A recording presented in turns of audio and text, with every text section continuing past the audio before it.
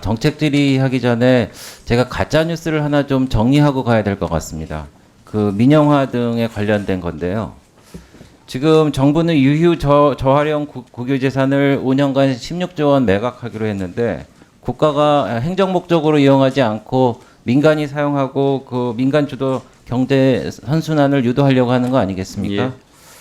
그런데 첫 번째, 그 민영화 시도라 그러는데 이건 거짓입니다. 공기업 매각이랑 출자 지분 처분이 없는데 왜 민영합니까? 두 번째, 소수 특권층에 대한 혜택 거짓말입니다. 공개 경쟁 입찰하는데 어떻게 소수 특권층한테 혜택이 들어갑니까? 셋째, 헐값 매각이다. 이것도 거짓말입니다. 감정평가 금액으로 매각하지 않습니까? 네 번째, 강남 소재 재산을 윤석열 정부만 한다는데 문재인 정부도 총 26건을 매각을 했습니다. 그래서 문재인 정부에서도 5년간 매년 2조 원씩 총 10.4조 원의 국유 재산을 매각했는데 이거는 박근혜 정부 때보다 더 많아요. 그러면은 지금 6조 원 정도 60%가 왜 늘어났느냐 이거에 대해서 좀 문제를 제기하는 것 같습니다. 그래서 그 지난 정부에서 실제로 매각한 국유 재산을 보면은 건수는 줄었는데 금액은 늘었다는 것은 국유 재산 일건당 매각 가격이 증가했다는 겁니다. 그러니까 아까 말씀드린 8번의 잘못된 부동산 정책으로 가격이 올라서 그렇게 된 거예요.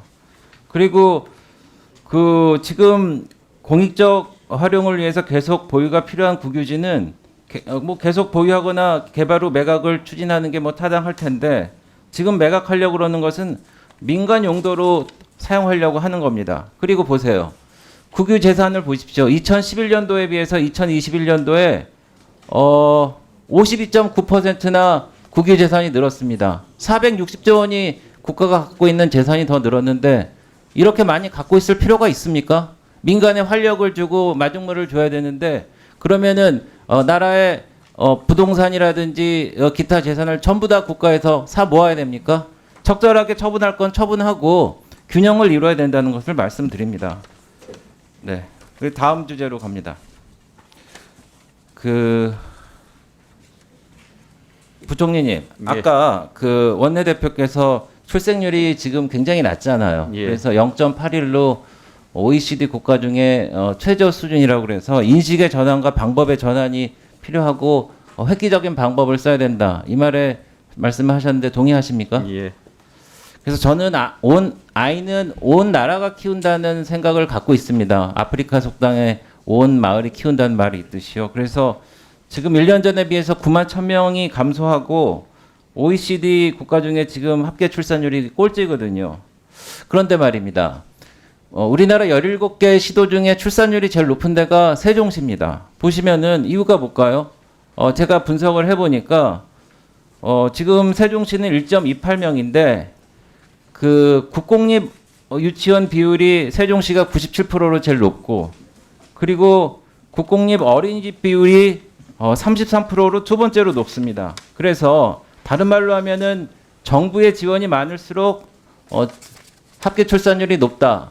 제가 이런 추론에 의해서 결론에 도달을 한 것입니다. 그래서 내년부터 부모 급여가 시행돼서 0세는 70만 원, 1세는 30만 원이 월 지급되고 24년도에는 100만 원, 만 0세는 100만 원, 만 1세는 50만 원으로 늘어나지 않습니까? 네.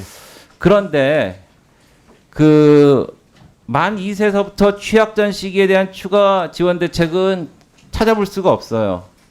그래서 지금 0세, 1세는 지원을 하고 초등학교서부터 고등학교까지는 무상교육이 이루어지는데 그 사이가 빈단 말입니다. 그래서 제가 이른바 공교육 보릿고개라는 말씀을 드렸습니다.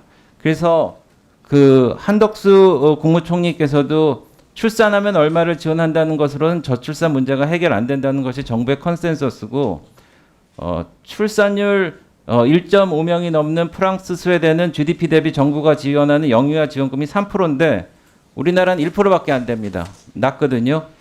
그래서 부총리님, 예. 지금 지방교육 재정 교부금이 연일 논란인데 지금 2013년도 41조에 비해서 올해 81조 원으로 늘어나지 않습니까? 예. 그리고 그래프를 보시면 아시다시피 명수는 이렇게 급 강화하는데 예산은 늘어서 결국 1인당 지원하는 금액이 지금 거의 1,500만 원까지 늘었단 말이죠. 625만 원에서 1,500만 원까지 늘었습니다. 돈이 남아 돌아가서 이거를 적재적소에 편성하지 못하고 뭐 스마트 기기를 한다든지 뭐 그냥 무작위로 나눠준다든지 이런 그 관행이 있는 거는 아실 겁니다.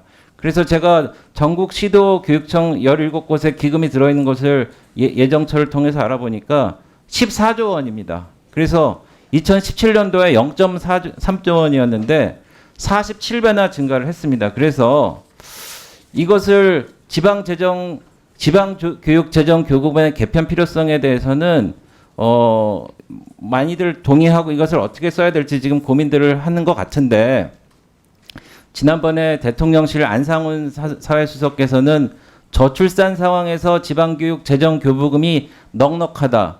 그러니까 이 저출산 문제를 지방교육재정교부금으로 풀어나갈 수 있다라는 의지를 밝힌 걸로 생각을 하고 이런 문제는 제가 추진하는 방법과 지금 맞아떨어지고 있거든요. 그래서 그 교육청에 대한 지방교육재정교부금의 교비율을 낮춰서 그 유아 지원 예산으로 활용을 해야 된다고 생각하는데 그리고 이게 단기적으로 힘들다면은 교부금의 일부를 유아 지원 예산으로 사용하는 방안을 모색해야 된다고 생각합니다. 부총리께서는 그 본의원의 제안에 있어서 어떻게 생각하십니까? 예, 의원님께서 전체 큰 틀에서 굉장히 중요한 문제 지적을 해 주셨습니다. 그리고 특히 유아 교육의 국가의 재정이나 이 역할이 더 커져야 된다는 데 대해서도 인식을 같이 합니다. 그리고 지적해 주신 지방교육재정교부금 이 부분이 소위 말해서 초중등 학생 수는 주는데 재정이 지금 굉장히 계속 늘어나는 부분에 관해서 여러 곳에서 문제 제기가 되고 있고 저희들도 같은 문제 인식을 갖고 있습니다. 그래서 가능하면은 이번 정기국회 때 국회에서도 이 부분에 관해서 좀 더 좀 적극적인 논의를 통해서 여기에 지금 OECD 평균으로 봐도 지금 과다하게 투입이 되고 있는 이 재정을 고등교육이나 평생교육 또 뭐 필요하면은 이런 유아 지원 이런 쪽에 복합적으로 재원을 효과적으로 쓰는 방법에 관해서 좀 진지한 논의가 있었으면 좋겠다 하는 그런 바람입니다. 저희들도 적극적으로 국회 논의 과정에 임하도록 하겠습니다.